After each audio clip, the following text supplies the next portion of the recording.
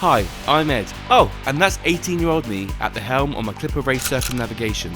Let's skip 10 years and this is now me, 28 years old, trading highways for sea days. Step on board and welcome to Sailing Optimist.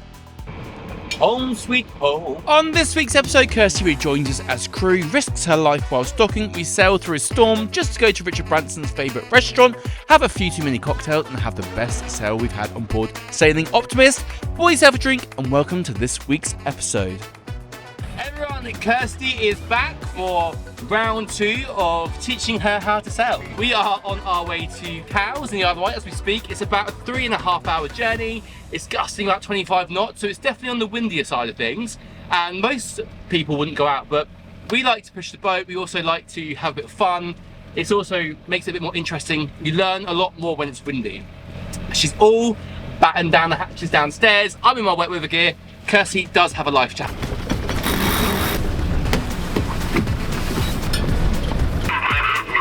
We've actually ended up putting the engine on and motoring up the channel. It's head to wind. We were making good headway, but because the channel is quite narrow, we were having to tack quite a lot, and we need to get to a place called the Chichester Bar, which is at the mouth of the entrance to Chichester Harbour, where we then bear away and go towards the Isle of Wight. And we need to get there ASAP because of the tides. I don't really want to get there with this sort of wind. It's like gusting 25 knots upwards at the moment. It's steadying around 19. But because it's quite shallow there, it gets a bit gnarly and the waves get a bit lumpy. Poor Kirsty here did not sign up for that. So we're going to get there and then we should be able to storm our way across towards Cowes. It is definitely windy though, and if Kirsty doesn't like it then we can always turn around. But right, watch out, watch out.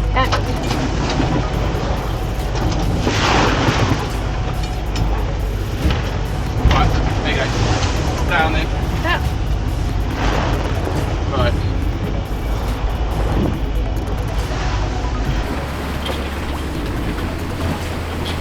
Kirsty, how are you finding it? Yeah, fine.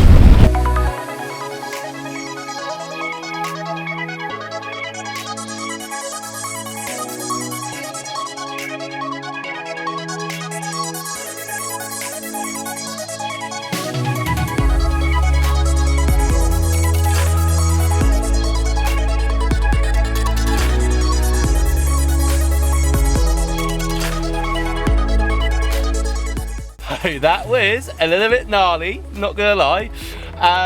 Most people probably would have turned around, but once you're committed by the bar, you're committed, and it's more dangerous to turn around than it is. And it keeps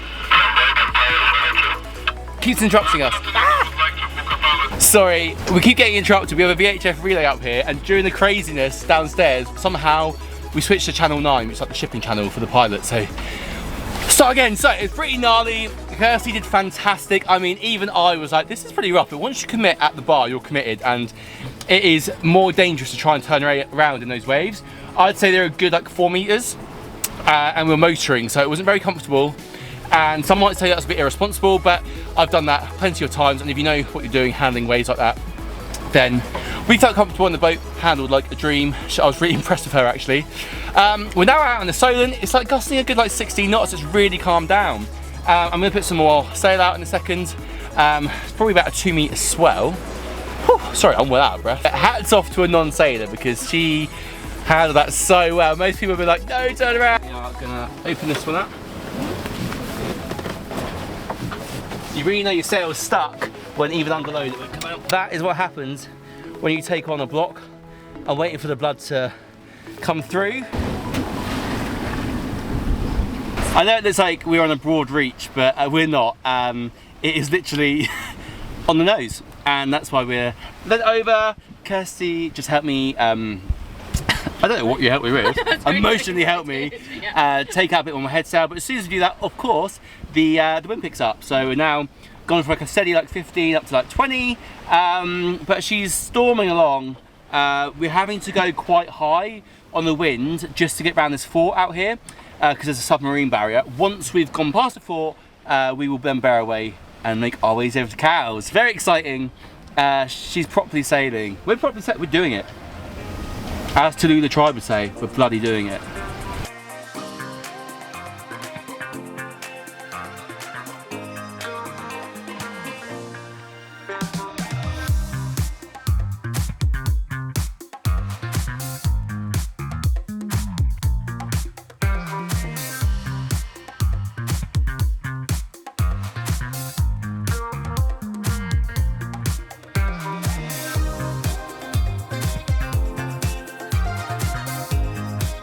So we are currently halfway towards the our final destination at Cowes.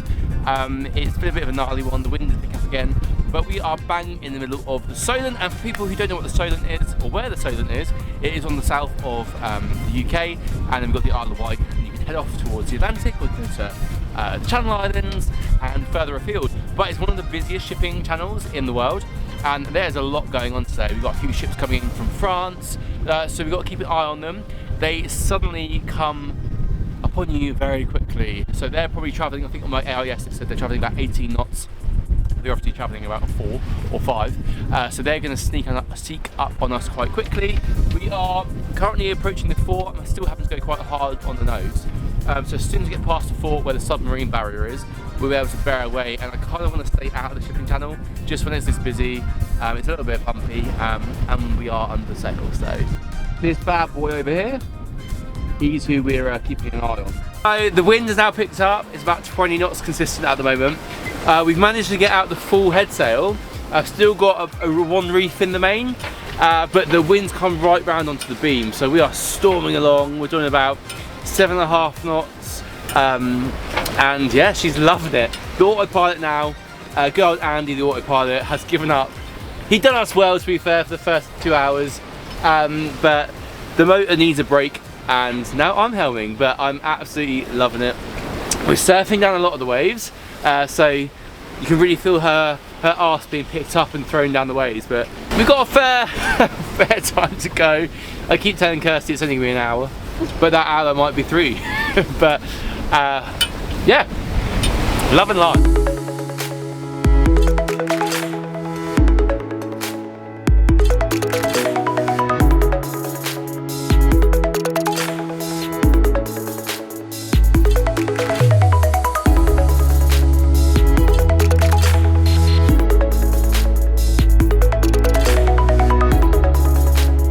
We're just arriving at the entrance to Cowes. It's been a long sail, it's been a bit gnarly, and a squall has decided to descend upon us just as we get into the mouth of the entrance. So I'm currently soaked. Who needs a shower when you got this?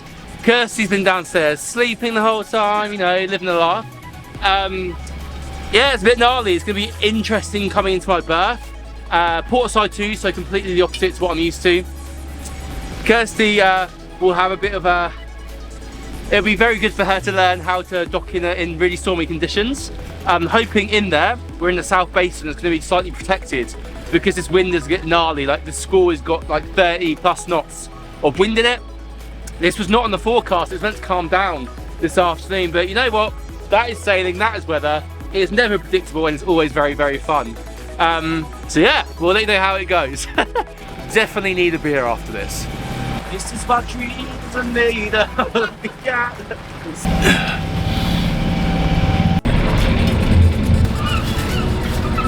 I can't see anything.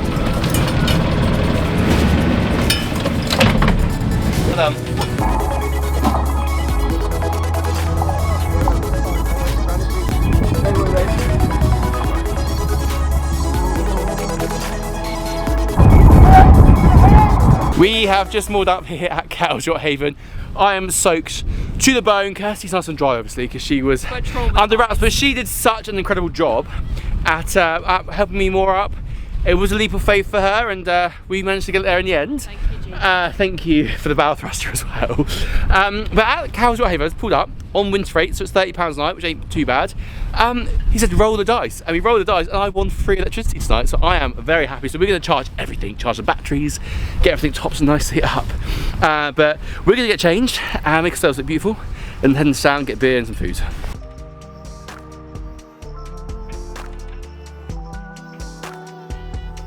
So we've just got changed. Basically, I've gone from one North Face to the next, and we're heading our way to the pub.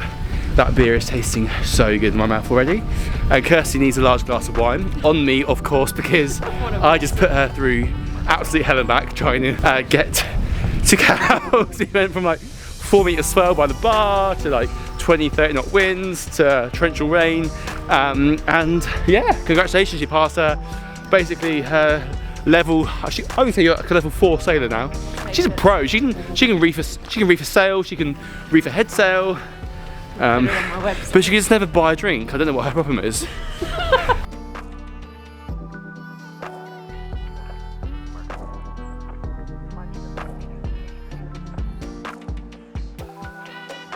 We're now in Sainsbury's for it's bring your own to the Indian we're going to, because we fancy some delicious food.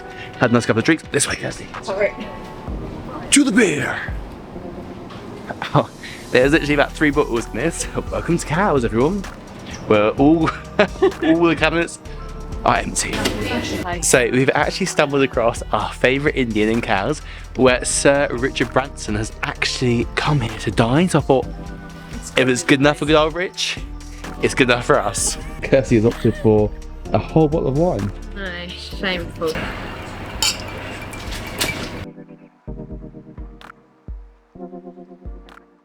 And now we're on our way for some cocktails because we found this place called the House Cows. It's new in Cows. It looks absolutely amazing, delicious. There are so many cocktails that we're going to try. Should we try it, Kirst?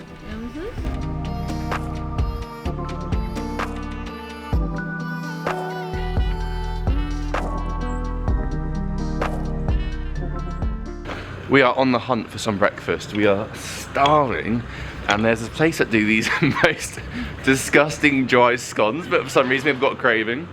It might have something to do with the copious amounts of cocktails that we consumed last night, but it was worth it. Kirsty forced me. She twisted my arm. Guys, we have been lied to this entire time. Richard Branson, we got told last night by some locals, never actually ate here. It was all a lie. But the curry is amazing, so if you do want to come here, it's incredible, and just bring your own, which is even better. But he never actually ate here. Me and Kirsty feel lied to.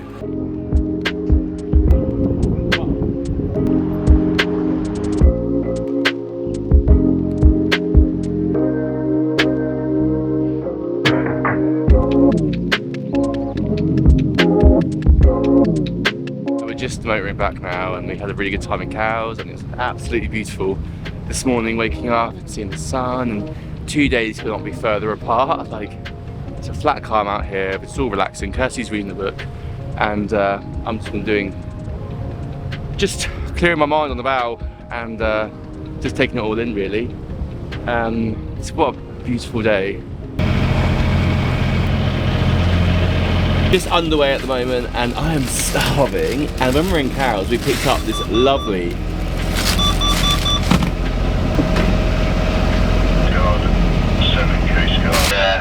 and is investigating the matter. We're now on the lookout for a kayaker. It's drifting, so that's all stations from the Coast Guard, so we're on the lookout. It's about 3 nautical miles from us, so there's loads of boats in the vicinity, so if we see it we will definitely help, but we saw the helicopter go past earlier and the lifeboats are there. They're on it. But as I was saying, this sourdough bread I think definitely beats mine from what I baked last week. So I'm gonna cut this out, have some butter on it.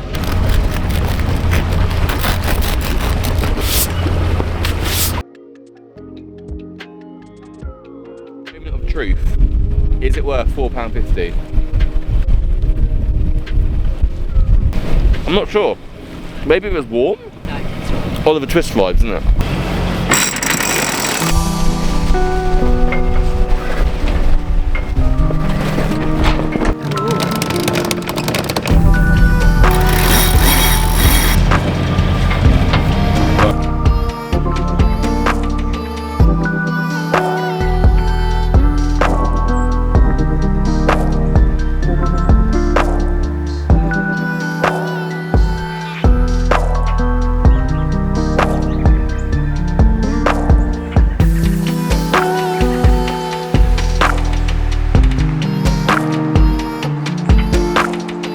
We are just entering the mouth of Chichester Harbour. That was a long old, a bit of a motor sail. It's taken us about, what we left at 10 past 10 and now it's 10 to 2. So it's taken us a fair while to get back. We've been punching the current the whole way. Yeah, it's nice to be back in the harbour. And I can't wait to have a hot shower. And I can't wait for Kirsty to shower because she's been looking like this the whole time. That's amazing.